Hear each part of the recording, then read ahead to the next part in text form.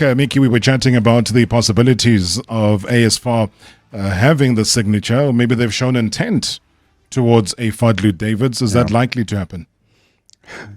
I think towards this season, I don't think so. Because there is no way Simba are going to let him leave.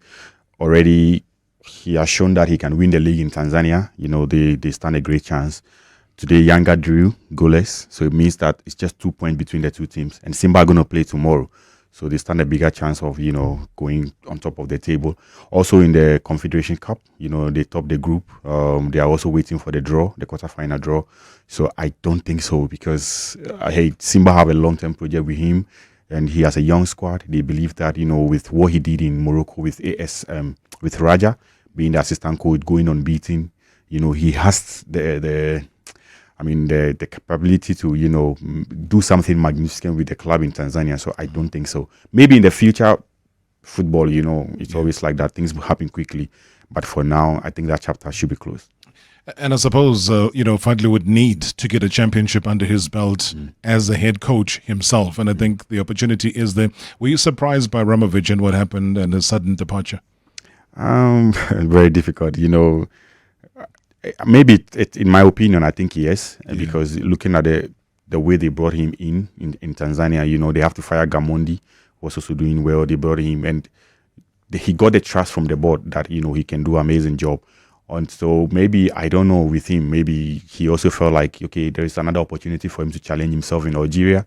And so that's why he took that opportunity. But when you speak to people there in Yanga, the club, the leaders, the top people who make decisions, they tell you that they are so surprised because he has a game the next day.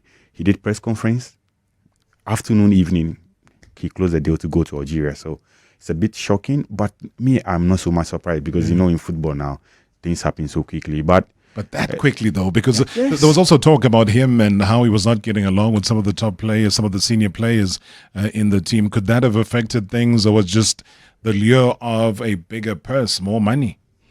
I mean, all of them has to be factors that you have to consider, he's the one who spends most of the time with the players in camp. And so whatever that happens there, I think that he decided, and that is what he wants for himself. Probably the influence of money, you never know, Nowadays, we are all working for money. And so if you think that maybe this is a bigger offer and he wants it the most, why not?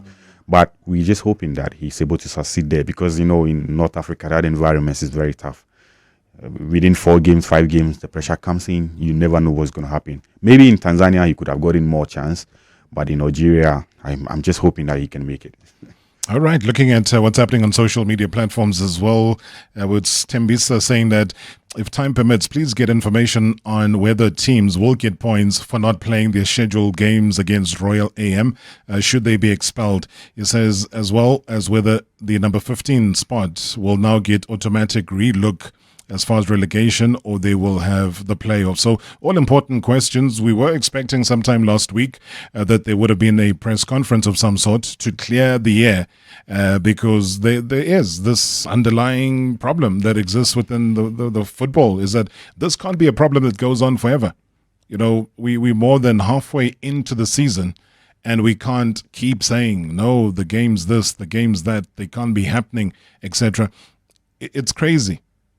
I don't think anywhere in the world they would allow that to happen for as long as it's happened. There's got to be a solution. It's got to be communicated. I know it's a difficult thing to do because it's a shake-up of sorts. But at some point, a decision has to be made. And let's not leave it until it is too late.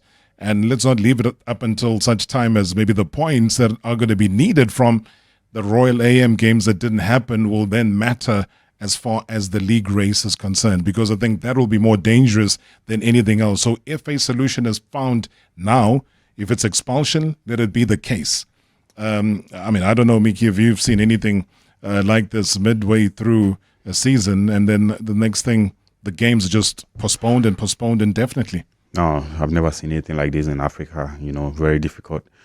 You cannot see this in Egypt. You cannot see this happening in Morocco. It's not possible. But I hope the leaders can be able to make decisions, and then they should stand on their words, because things like this, if you are not able to decide quickly now and make sure that you have a strong opinion, it may happen possibly in the future. Yeah. And other teams may begin to benefit, and you will see it begins to create a lot of chaos there. So I hope the people in charge are able to make decisions that will be the best for the league, especially because this league is rated highly in Africa, and you can't wait for things like this to happen. So I hope they are able to decide quickly, and then we hope to enjoy the best of SA football. Yeah, because it does set a wrong precedent, and I absolutely agree with you. It's been, in the air for some time, and I did, chat to some of the Benny McCarthy camp regarding the potential move to go and coach the national team of Kenya. It's been a bit quiet. I don't know if you've heard anything. Is this likely to even happen? Yeah, my understanding is that there's already an agreement in place with Benny to become the head coach of Kenya national team.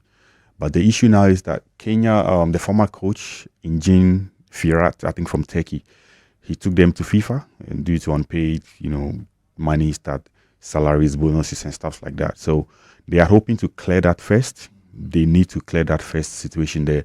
And with Kenya now, they have a new FA president, Mohamed Hussein, and then the vice, I think Mariga.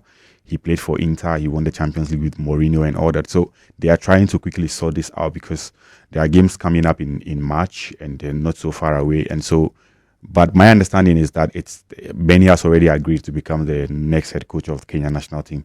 Only thing left now is for Kenya to sort out the issues with the former coach who left, so that it makes it easier for Benny to just step in and begin to work. And so that is where we are now. But I'm assured that within the coming weeks or days, everything should be able to, finalize quickly. Sure.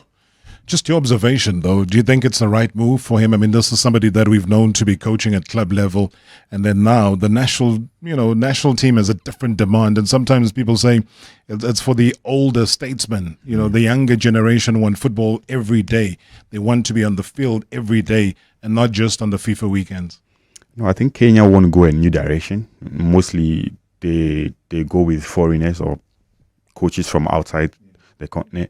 Now they feel like, okay, we want to go a new project, new direction where we can get our own, an experienced one from that for that matter. He's saying it. I mean, you may say that Benny hasn't been to that top level yet, but at least with the experiences that he's one coach that he studies a lot, he's always learning, always want to do the best for himself and for his work. So maybe it will be a bit challenging because we've not seen him there at national level. I want to really see how he's going to get along there, but it will be challenging. I don't see, it's difficult for me to predict exactly what the future holds, but I'm just hoping that he can be able to go in there and prove many people wrong.